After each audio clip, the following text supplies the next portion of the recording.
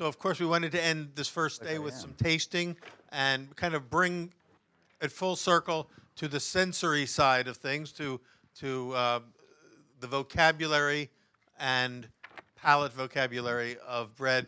And Michael and I go back a long way. We taught together at the California Culinary Academy in San Francisco before I came to Johnson & Wales. He stayed in San Francisco. I came here, but we keep running into each other everywhere throughout the years, stayed in touch. I've watched him grow as an author as well as a teacher and an educator. And, of course, the thing we have most in common is we're both from Philly, so we know a good cheesesteak when we see one. With that, I give you Michael Kalanty. That's great. That's great. Peter, thank you so much. Thank you so much. Thank you. Thank you. Okay, so let me see. What are we going to do? There has been so much information today. Yes? True? Yes. Okay.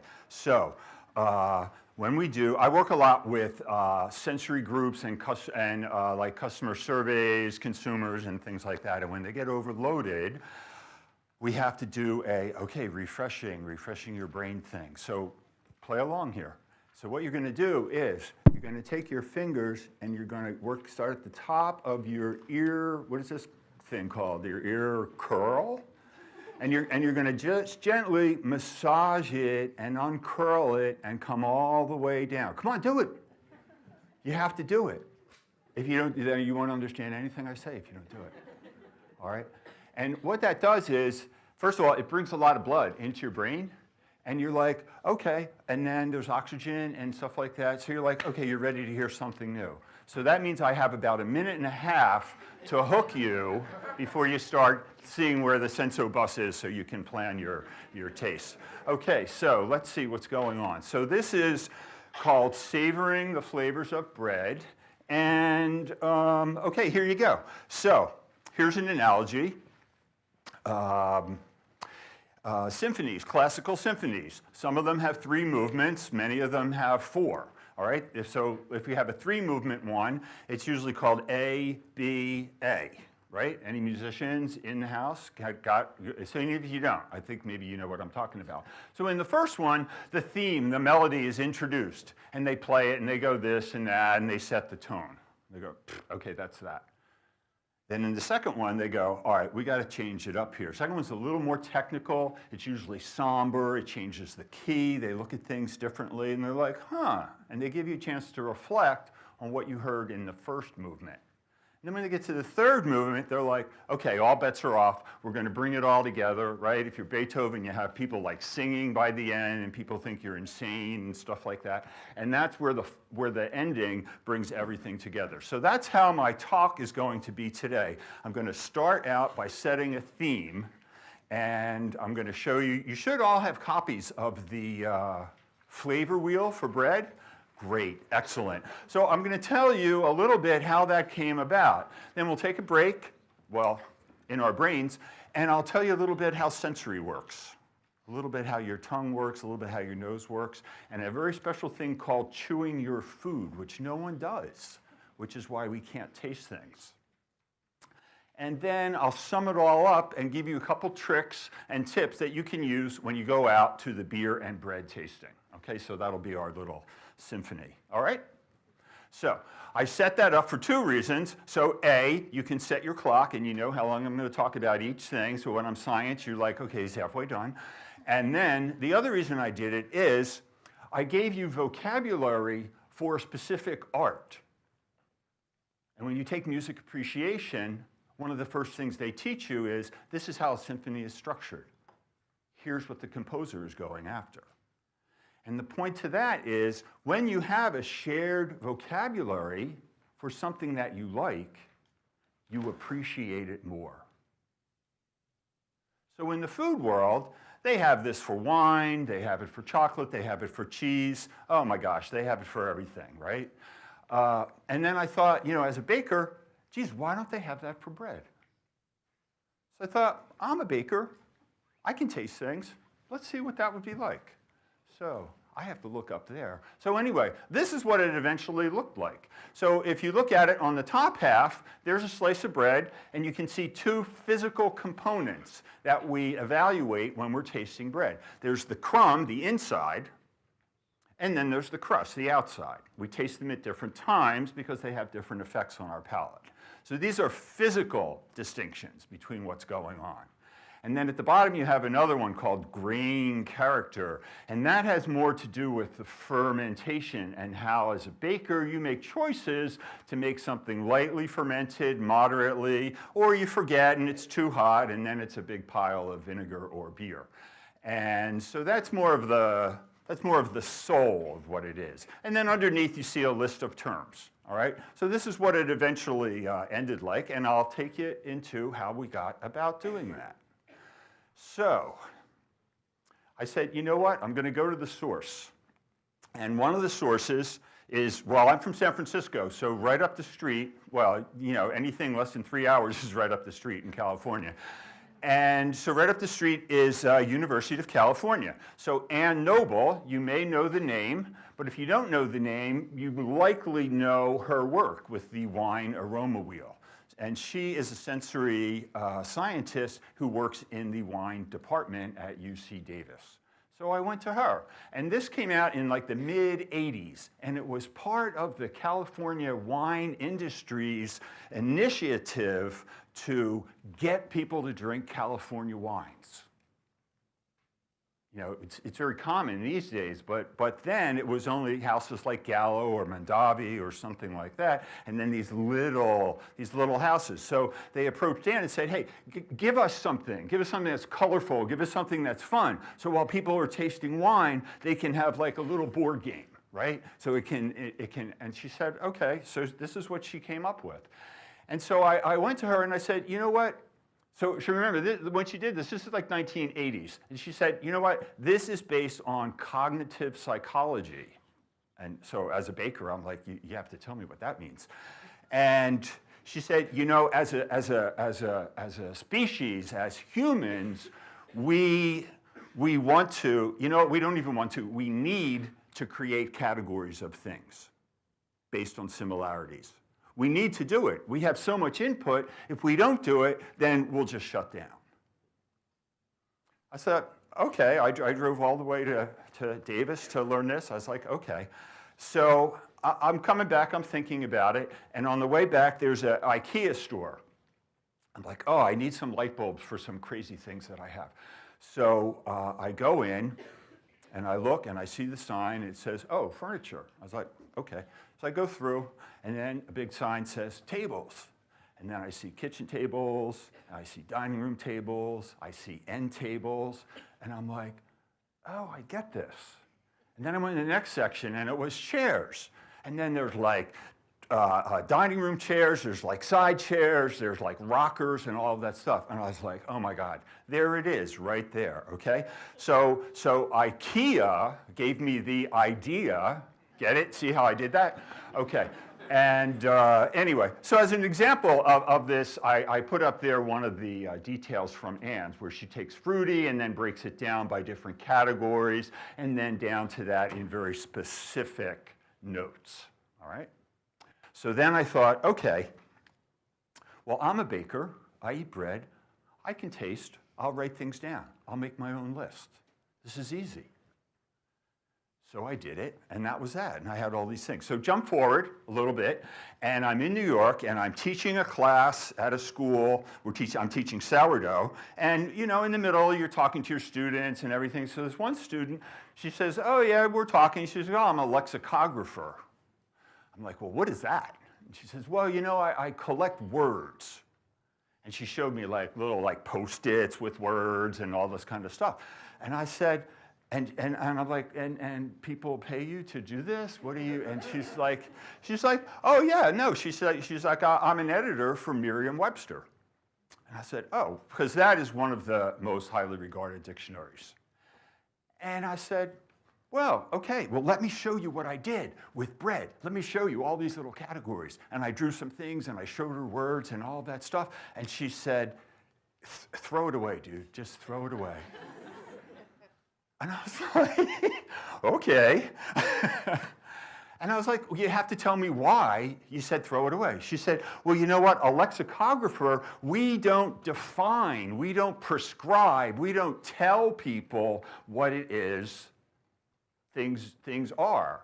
And I'm like, okay, well, I guess I'm wrong, but that's what I thought a dictionary did. And she said, no, no, no. What we do as word collectors is we read everything. We'll read like, Geek Annual, or, Buffy does this or that with Vampire Slayers, or Modern Track and Field, or, House and Garden. And they'll find how words are used in there by different sections of the population. And so they take all of that and they say, we need to update the meaning of this word because people use this in a different way now. I was like, okay. So she said, don't start telling people what to taste. Go and ask people what they taste. I was like, I know, it makes perfect sense, doesn't it? I know. So anyway, so I thought, okay, I work in a school. There's lots of students, there's teachers, there's faculty, there's parents, so many people that can taste bread. I'm like, you know what? We're just going to make bread, we're going to give it to people, and they're going to taste it. And the comments that we got back were, yeah, this tastes like bread. Or, I don't like this. Or this one's too chewy. And I'm like, okay, I don't think really this is what Anne Noble did when she was like tasting all these wines and stuff like that. And so then I dug more, and it turns out that there's a whole entire world of sensory, of flavor people, and all they do is they smell things and they taste things. And a lot of them make chemical formulas out of these things from plants and stuff like that, but they'll take the chemical construction so that you can have strawberry as a flavor in chewing gum. And it's not actual strawberries, but it's made from molecules that are from natural ingredients. So when it says natural flavorings on the side, that's what a lot of that is. That's an aside. I'm not talking about that. That's a whole different thing. So anyway, so there are people that do this, but they do it for a living, and they are so calibrated across the board. I actually sit on a cracker committee, which is funny now that I'm in the South. And thank you.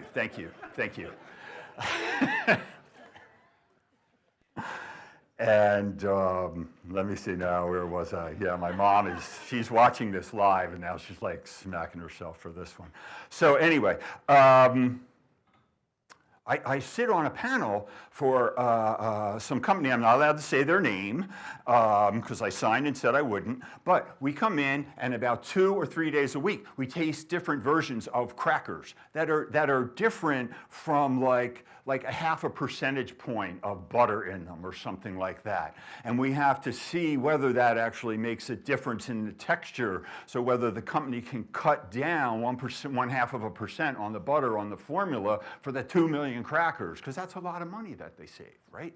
So it's like, wow, that's crazy. So then I met this company. They're called Chef's Best. And they do the same kind of thing, and they are an independent. They're like a Consumer's Best kind of company, and they grade and evaluate consumer products. So they will take the 10 top-selling peanut butters, creamy peanut butters in the country, and they'll have these trained tasters go after it, and they'll say, these are the qualities that are good. It needs this texture. It needs this flavor. It needs to do this on the bread.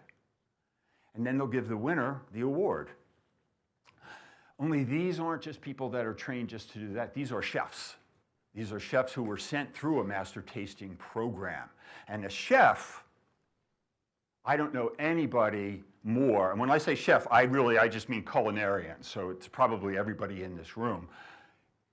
I don't know nobody who's better at describing the flavors of different things and how they go together. That's what chefs do all day. They're like, ooh, take this. Oh, the galanga, there's too much galanga. We need to put lime in here to tone that down. Ooh, but now it's too sharp. Oh, we need to put coconut milk in, right? That's how chefs are. So when you get chefs to start to tell you this kind of stuff, then you're kind of working on something. So I started working with these chefs. And when we did it, I set up a protocol. and this is a protocol that I want you to, I don't want you to use it, that I suggest that you use this afternoon when you go out to our bread tasting. And first, take a piece of the crumb, the inside, and chew that, and notice what flavors come out of that. Then take a piece of the crust separately and chew that. And then chew the together. All right? So that's what that part of the chart refers to. And then, as the chefs got used to it and started figuring it out, they said all of a sudden, like, you know what? This bread tastes sour, but you know what? This sourness in here tastes like apple cider vinegar. Or this kind of tastes like red wine vinegar. Or you know what? No, this tastes like Greek yogurt. So they're able now to differentiate between fruity types of sours and dairy types of sours. So they're like, okay, we're really rolling here. We have chefs, they know what they're doing, we're able to categorize, blah, blah, blah. So I take this back to my lexicographer friend and I show it to her and she says, you know what, it's good, you're okay, go with it. I'm like, all right, good. So anyway, so that's how we got to, we'll come back to that.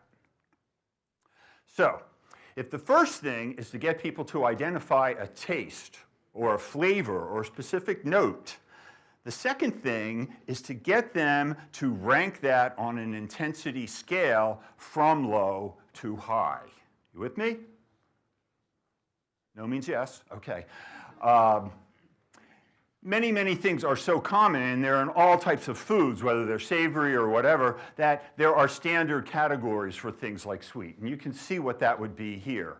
And there's actually, for these types of things, there are standards. Like when you go to do this, when you go to teach kids in grammar school or something like that, it actually tells you the envelope is the number like 14X from Staples and this and that, because you're able to calibrate and do this anywhere across the whole entire country. All right? Now, I think, personally, I think we have to have a very high because of that sweet tea at lunch, all right? I think that needs to be up there. But I'm sugar sensitive, so I'm statistically not allowed in that group. So when you have anchors for these different systems, then you are able to start creating this ladder of information in your head. And that's what makes you good at tasting. Now, what if you do something where there is no scale and you have to make your own, okay? So I had to teach the chefs. I said, all right, listen, let's do something for richness. And for richness, we use the term, the amount of fattiness that you feel on your tongue as you eat a bread. So we did low to high. And I took a standard dinner roll recipe because, well, they're easy to make and fast. You bake a lot and da-da-da-da, and we used instant yeast, so, you know, there you go. It wasn't my goal to sustain life. It was just to do this. And so in one formula, I put 5% baker's percentage of butter. In another one, I did 25%. And then in a third one, secret. Okay? So we got all the chefs, and we line them up, and I say, okay, here's the first one. Take it, chew the inside, then chew the outside, blah, blah, blah, blah, blah. And I said, all right, now, tell me on this scale where this is. And I said, I don't care where you put it, it's a scale. You got low to high, you tell me where it is. So I started walking with my marker, and as I went through the different areas, hands would go up and hands would come down. So it turns out that most of the people had it kind of in the like very low area where it almost hits the green. Okay? Is that right? I don't know. It's a stake in the sand. It's where everybody said, okay, I can see that as being at that. So they said, okay, take the other one. Now chew the other one. Do the same protocol, right? Take the inside, chew the inside. Take the crust, chew that. Eat them together. Okay, now rate this one. And so I'm walking down, I'm watching the hands go up. And this one comes about where the H is in high. So compared to the first one, chefs in general thought this one was high. All right, so we have two goalposts. And so the point is everything okay? Can you hear me? Oh, okay. All right. So now I say, okay, so here we go. Now here's the test. Take the mystery one and do that. So they said, okay. So they chewed the inside, and then chewed the outside, chewed them together.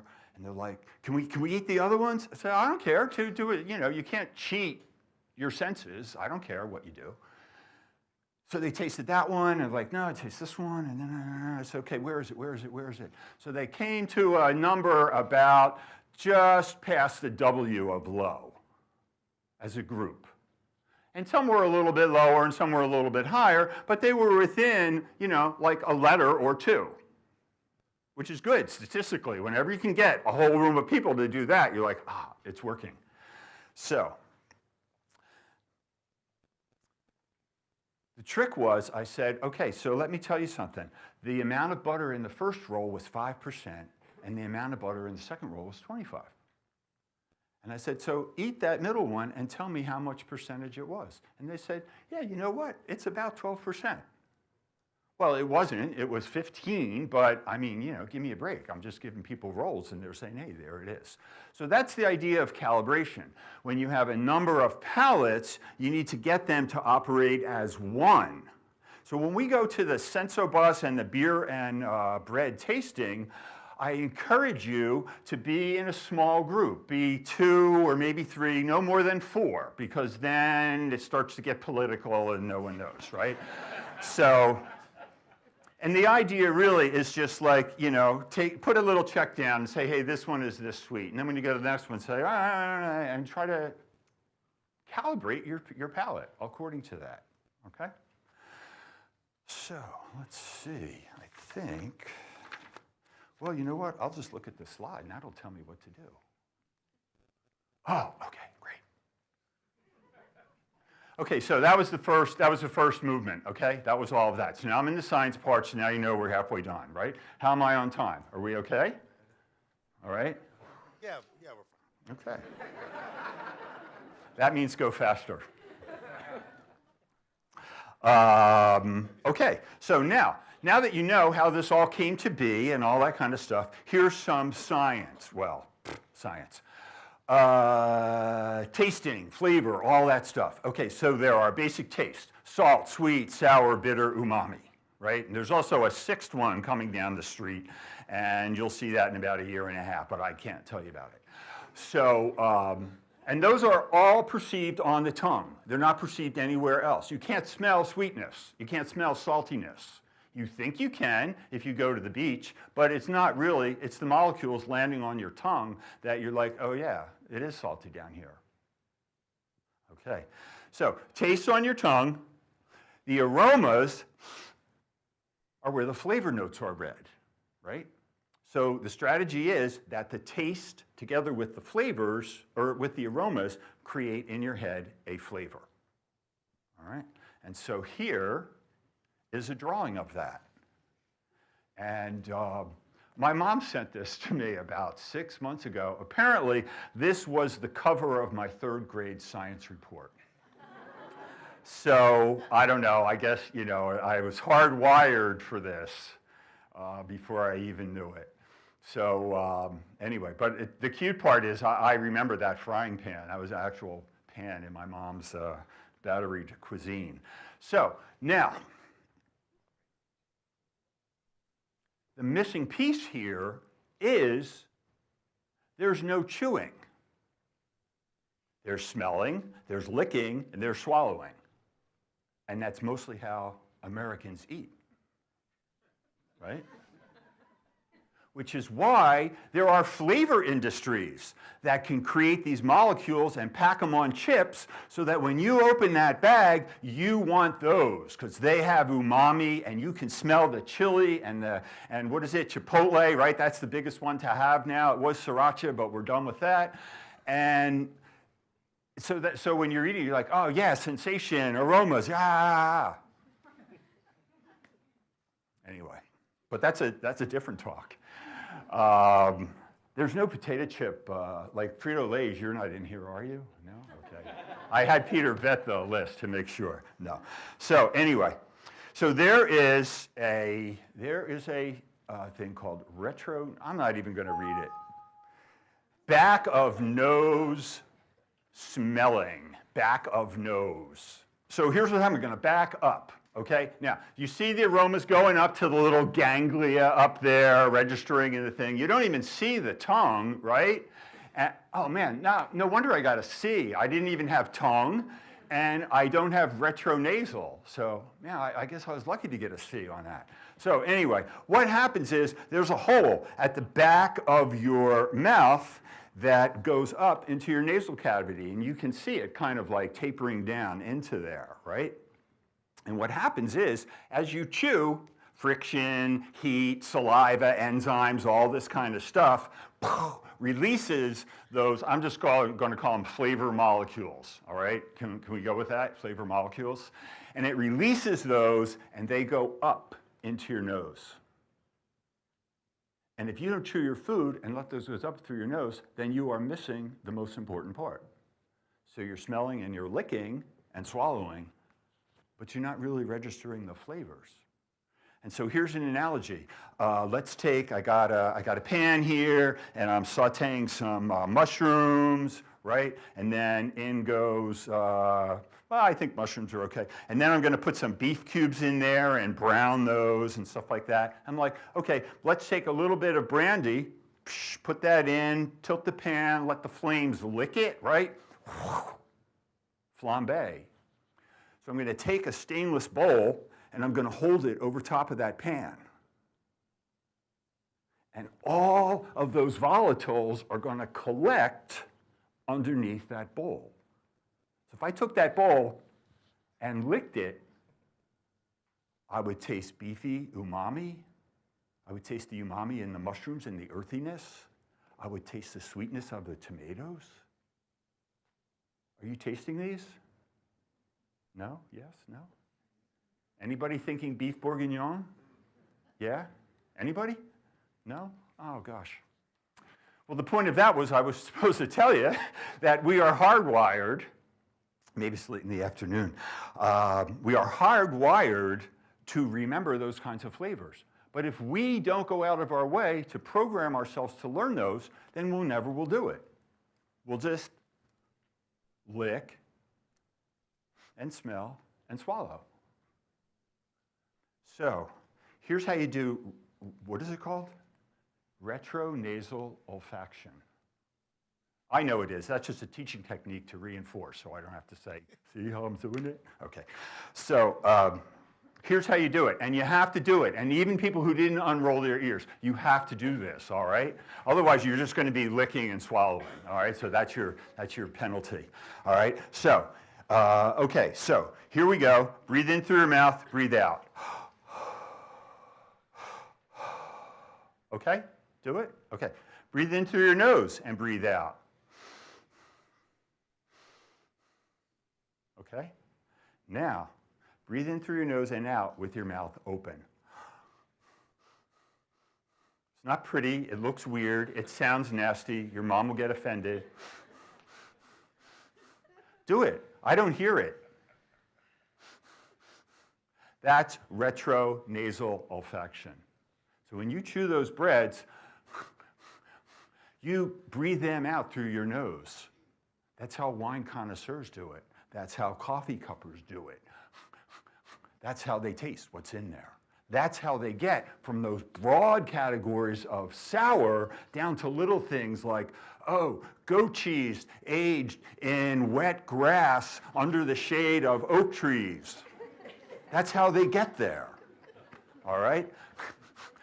All right. Are you saying we should eat with our mouth open? You should chew. You should do everything with your mouth open, right? Sorry, Mom. Sorry. Okay. Anyway, so there's that, and now what? Okay. So Peter said tee up the beer and bread tasting. I think it's pretty teed up now. People know it's coming, and Puratos, the bakers at Puratos, and also Chef Piemalter, who made the beautiful breads here, have made some breads for our tasting. I don't know what they are. They wouldn't even let me have them. No, that isn't true. So when you go out, and it doesn't matter where you start here, start there, get your group, take one, chew it, see how it works. Put it on a scale. Go to the next one. And then taste it with beers and see what happens. All right? So there's that. And then there's also, I love the Belgian pronunciation of this, sensobus. I love it. So I'm just always going to call it that because it's just, so anyway, so that's up there as well. And let me see. So here are, okay, so that was the middle, and now we're to the conclusion part, okay, the final movement. All right, you good? All right.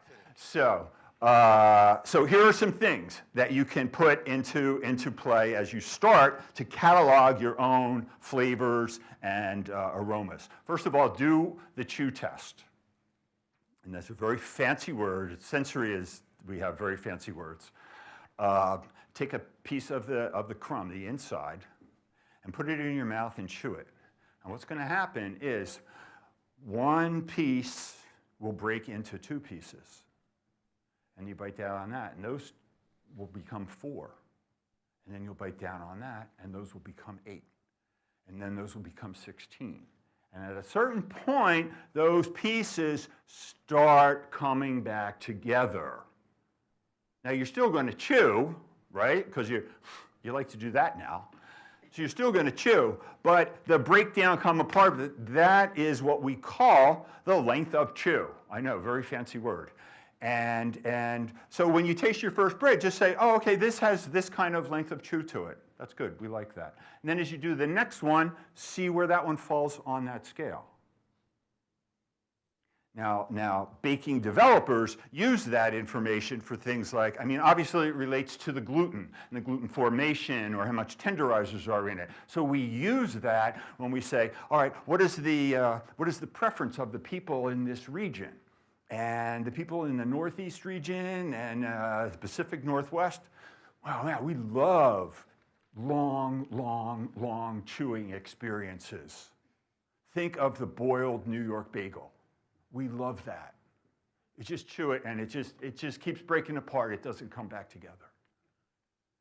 In the South, they go for a more short chewing experience. Think of biscuits, right? It's chewed before you even get it in your mouth, right? If it's made properly, which is the preference.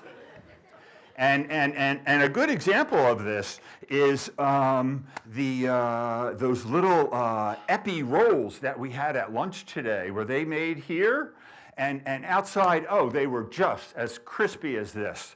But inside, they had a soft, short chew.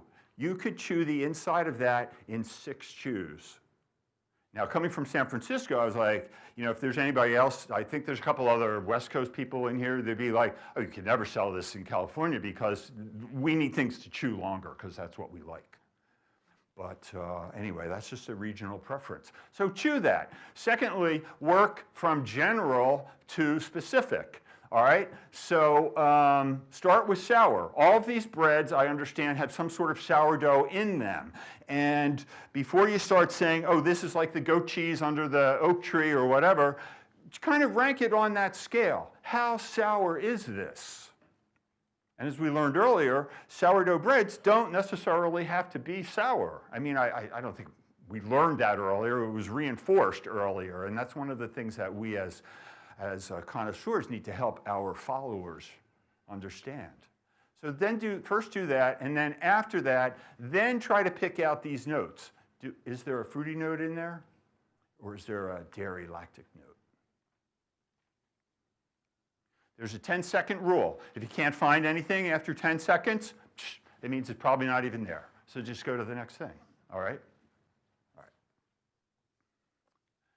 Let me see. Okay, so one last actual sensory thing, and this is when the orchestra starts coming up.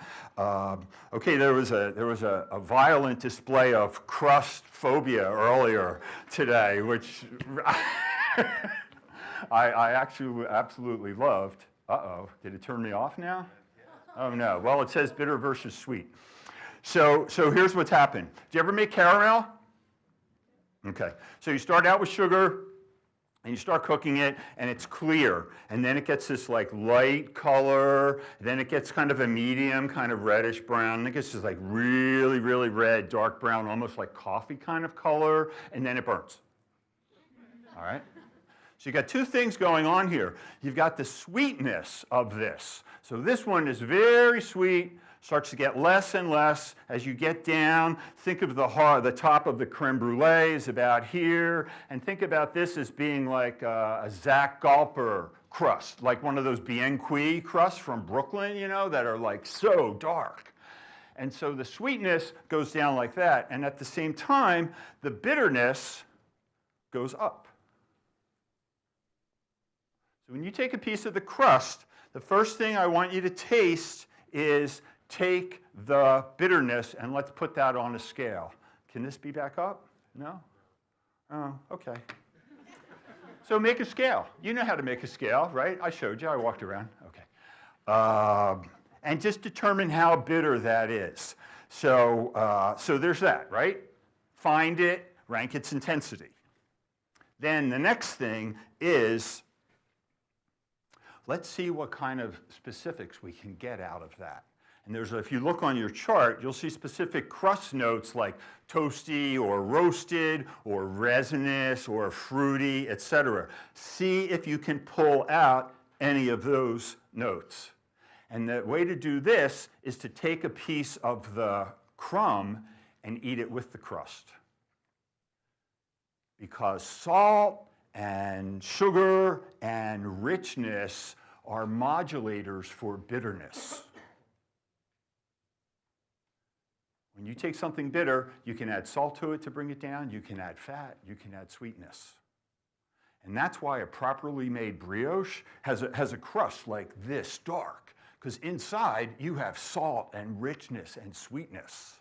And the darker you bake that brioche, the more the whole bread tastes better.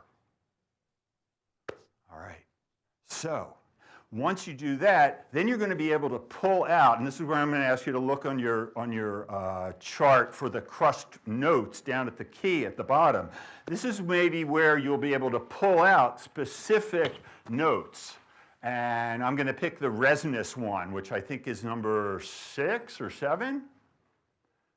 6. And resinous is that character where you take rosemary sprigs and you crush them between your finger, and then a day later you can still smell and feel that. That's resinous. And when you make a bread with a whole grain, especially a whole ground grain, just ground, the germ, the oil in the germ, tends to contribute a lot to resinous characters. So that's where you're going to pick up notes like balsamic vinegar or dates or something like that. Okay, so there's that. Okay? Now I just... It's okay. Do you need it back on? No, because you know what? No, let's just turn it off. Don't look up there. Okay. So anyway, right? So go out, taste things, do a chew test, talk to your peeps, and then put it on a scale. See how it is, right? Drink beer. What a bad homework assignment. Okay. If you want to know a whole lot more of this, again, the Senso booths will be available, and they have much more about this. But if you just want to do the socializing kind of aspect, which is really how I kind of see this, and so there's that. Anyway, so wrap up. Okay, so this has been out for like a year and a half, and I have it on my website, I have it here, I have it on there. And about a year ago, or about a year and a half, or whatever, I got somebody on their Facebook said, wow, this is really pretty. It looks cool. Does it work? And I was like, you know, it's like out of the mouths of babes, you know? It's like you spend all your time like doing this, and you're like, oh, wow, they don't even know what it is. They're looking at it like, what? And I'm like, you know what? It's not for consumers yet. It's for the professionals to give to the consumers. About 5 years ago, the big thing was green triangle. Farmers, millers, bakers, all the symposiums were like, get all these three connected, make them do stuff. Yeah, local grains, here, grind them. Yeah, bake them, new cool things, right? Okay, good. You got to get the people to like it. You got to educate them. That's why the Sensobus is so smart. It drives around to different parts of the country and says, hey, people over here in Idaho, what do you like about these things? And then they tell the bakers, and they help make products for those bakers to make those things. Like, I mean, Shark Tank. So anyway, so that job belongs to us as influencers, as voices. We all have followers. We all have Instagrams. We have you know, or you have a millennial who does that for you, and that. I don't know. Can we do that? Can we take this? Can we start in whatever realm we're doing? Whether it's a full-on bakery, maybe it's a food and wine pairing, maybe it's, I don't know. You know, maybe you just make crackers. Okay, great. Bring those sensory words in, start giving people those vocabulary words. So, do you remember that triangle at the very beginning that they had up that said consumers want health and freshness and they want taste? Well, help them know what that taste is. It's not just what comes out of the bag after you smash the chips and you smell them, right? Help them learn. Say, hey, you know what? This cracker has this note, or it comes from here. Tell them a story. Oh my gosh, customers love stories. They love them. They'll buy something if they know the story. Anyway, that's my story, all right? So thank you very much. Thank you, Mike.